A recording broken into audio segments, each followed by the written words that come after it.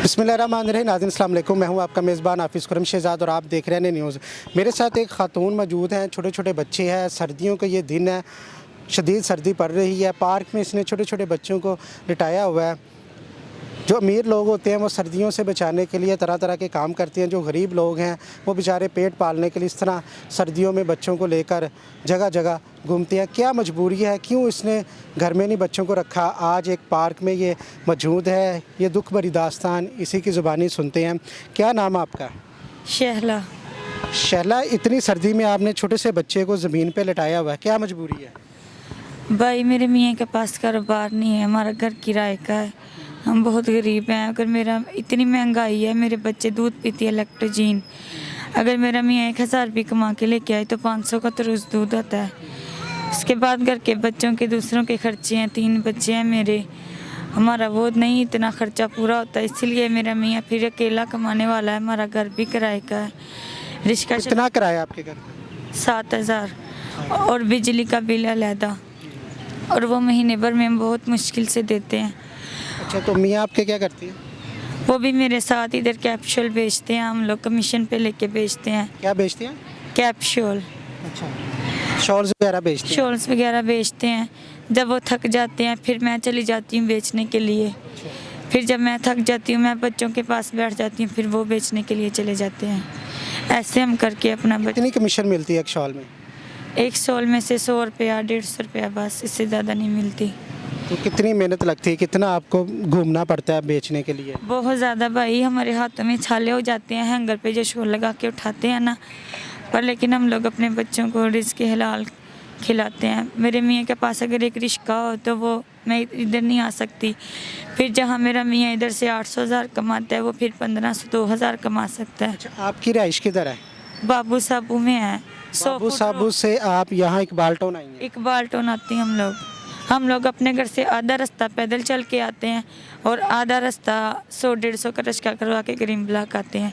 लियाकत चौक तक पैदल आते हैं शॉर्टकट रास्तों में से, फिर आगे से आके हम लोग रिक्शा करवा के इधर तक पहुंचते हैं। बाबू साबू से आप इधर आती हैं और दोनों मियाँ बीबी शॉल सेल करती हैं। बीच में आधा घंटा आपको पैदल भी चलना पड़ता है। बच्चों को साथ लेके आती? 3 बच्चे हैं आपके? हाँ जी, 3 बच्चे हैं, बच्चे भी साथ लेके आती हूँ।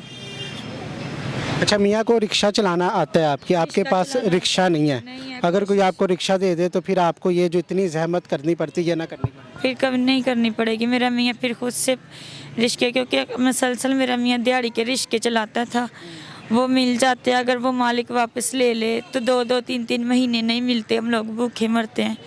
इसलिए आके हम लोगों ने ये काम शुरू किया कि अल्लाह ताला हमको अपना एक रिश्का दे दे, और हमेशा अल्लाह ताला से ये दुआ करते हैं कि अल्लाह ताला हमें अपना एक रिश्का दे दो, हमारा रोज़गार बन जाए। अच्छा नाज़रीन, इनकी आपने गुफ्तगू सुनी। ये उन ख़वातीन के लिए एक मिसाल है जो मेहनत नहीं करती, जो गलत रास्ता इख्तियार कर लेती हैं, जो जिस्म बेचना शुरू कर देती हैं। ऐसा नहीं करना चाहिए। आप देखें, ये बच्चों के साथ यहाँ पार्क में मौजूद है। कभी इनके मियाँ शॉल्स बेचना शुरू कर देते हैं, जब वो थक जाते हैं तो वो बच्चों के पास आ जाते हैं, फिर ये खातून शॉल बेचना शुरू कर देते हैं। बाबू साबू से ये लोग आते हैं। इन्होंने अपील की है कि अगर रिक्शा इनके खामंद को लेके दिया जाए तो वो वहाँ पर बाबू साबू में मकामी जगह पर ही रिक्शा चला लेंगे और अपने बच्चों का पेट पाल सकेंगे। ये बताइए, आपके जो ख़ानदान वाले हैं, ये जो इर्द गिर्द वाले हैं, जो आपके क्या नाम है, शोहर के कितने भाई हैं? कभी किसी ने मदद नहीं की कि सब मेहनत मजदूरी कर रहे हैं? सब ही मेहनत मजदूरी करते हैं, सभी गरीब है, हमारा सारा ख़ानदान गरीब है।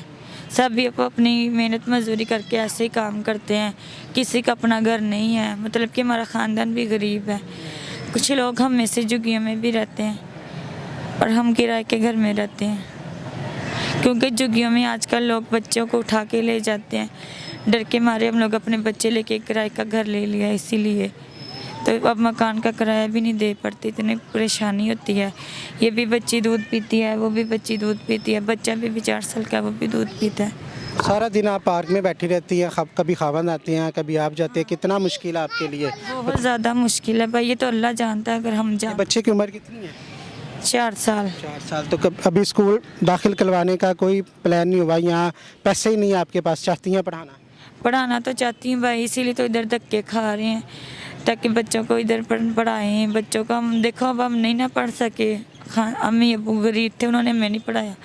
हमारी कोशिश ये है बच्चों को पढ़ाएं, इनको दुनिया दिन की समझ लग जाए, कोई अच्छी नौकरी मिल जाएगी। हमारी तो ज़िंदगी ऐसे गुजर रही है। आपसे किसी ने मदद के लिए रब्ता करना चाहें तो कैसे रब्ता करेंगे, नंबर बताएंगे उन्हें? हम रोज़ इधर होते हैं। अच्छा ये नाज़रीन, ये करीम ब्लॉक है, ये साथ ही मस्जिद है, ये पार्क है, ये वहाँ पर ये मौजूद होती है, इनके मियाँ भी और ये ख़ातून भी, और कोई इनकी मदद करना चाहे तो यहाँ आकर इनकी मदद कर सकता है। ये आपको एड्रेस बता दिया। भी हैं, उनको भी पता है हम इधर काम करते हैं, आप बेशक उनसे भी पूछ सकते हैं। यहाँ पर एक बुज़ुर्ग भी बैठे हुए हैं, वो भी इस चीज़ के गवाह हैं कि ये सारा दिन यहाँ पर बच्चों को संभालती है। कभी ये शॉल सेल करना शुरू हो जाती है, कभी इनके खामन शॉल सेल करना शुरू कर देती है। तो करीम ब्लॉक की ये पार्क है, सामने ही मस्जिद है। इस पार्क में आप आएंगे तो ये ख़ातून आपको मिलेगी। इनके छोटे छोटे बच्चे हैं जो सर्दियों में इसने यहाँ पर जो ये ज़मीन है इसके ऊपर लिटाए हुए हैं, शदीद सर्दी है, तो आप इन बच्चों की मदद कीजिए, इनको एक रिक्शा लेकर दीजिए ताकि ये सर्दी से इनके बच्चे महफूज रह सके और ये बच्चे पढ़ भी सकें जिस तरह हमारे बच्चे पढ़ रहे हैं, इस खातून के भी बच्चे पढ़ सकें। इसी के साथ अपने मेज़बान हाफिज़ खुर्रम शहज़ाद को दीजिए इजाज़त, अल्लाह ने के बाद।